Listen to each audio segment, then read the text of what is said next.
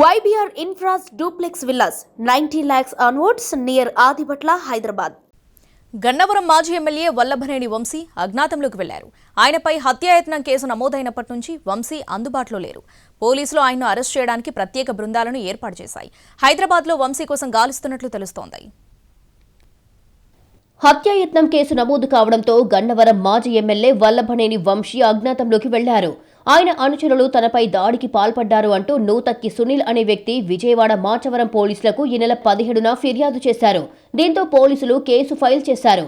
వంశీతో పాటు 8 మందిపై హత్యాయత్నం సహా పలు కేసులు నమోదయ్యాయి. కేసు నమోదైన సంగతి తెలిసిన దగ్గర నుంచి వంశీ ఎవరికీ అందుబాటులో లేకుండా అజ్ఞాతంలోకి వెళ్లారు. వంశీతో పాటు కేసులో నిందితులుగా ఉన్న మిగతా వారు కూడా కనిపించడం లేదు. దీంతో ఈ కేసులో ఆరోపణలు ఎదుర్కొంటున్న అందరినీ అరెస్టు చేసేందుకు ప్రత్యేక బృందాలు రంగంలోకి దిగాయి. కొన్ని టీంలు హైదరాబాద్లో గాలిస్తున్నాయి.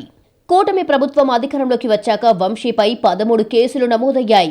వివిధ కేసుల్లో ఆయన 140 రోజుల పాటు విజయవాడ సబ్ జైల్లో గడిపారు. ఒక కేసులో బెయిల్ వచ్చిన తర్వాత మరో కేసులో అరెస్టు చేయడంతో వంశీ 140 రోజుల పాటు జైల్లో ఉండాల్సిన పరిస్థితి ఏర్పడింది. అన్ని కేసుల్లో బెయిల్ వచ్చిన తర్వాత వంశీ నియోజకవర్గంలో యాక్టివ్ అయ్యారు. స్థానికంగా పార్టీ కార్యక్రమాలతో పాటు సన్నిహితుల కార్యక్రమాలకు కూడా హాజరవుతూ సుడిగాలి పర్యటన చేస్తున్నారు.